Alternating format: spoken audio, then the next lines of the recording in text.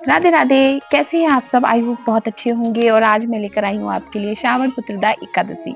श्रावण पुत्रदा एकादशी हमारे जीवन में क्यों इम्पोर्टेंट है, क्यों महत्वपूर्ण है, इसकी क्या कथा है, चलिए हम बात करते हैं, लेकिन बहुत शॉर्ट में, ज्यादा बड़ी कथा में नहीं सुनाऊंगी आपको।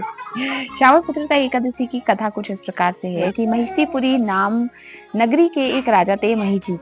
महिजीत राजा का कोई पुत्र नहीं था। कोई पुत्र नहीं था, जिसकी वजह से वो बहुत परेशान रहते थे कि मतलब इतना राजपाट है मेरे पास और कोई बालक नहीं है, कोई संतान नहीं है, तो मैं क्या करूंगा इसका। जिसकी वजह से वो बहुत परेशान थे।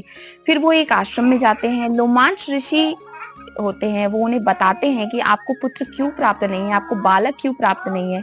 क्योंकि पिछले जन्म में उन्होंने एक गाय को जल पीने से रोका था। उनको प्यास लगी थी, उन्होंने पहले उस गाय को रोका कि पहले मैं पीऊंगा, और फिर उन्होंने जल पिया, उस गाय को रोका, जिसकी वजह से उनको वो पाप लगा और इस जन्म में उनको कोई बालक, कोई पुत्र की प्राप्ति नहीं हुई।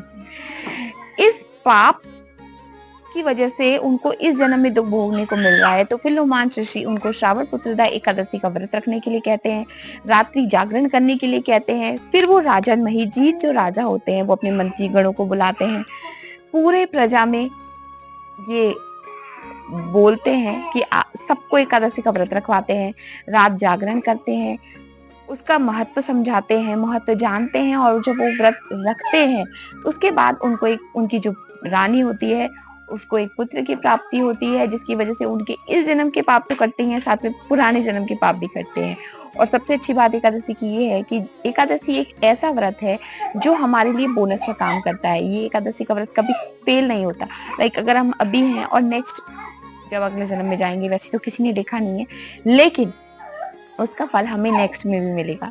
और अगर हमने पुराने जन्म में कोई गलत काम में पाप किए हैं, तो हमें इसी जन्म में उसकी मुक्ति मिल जाएगी।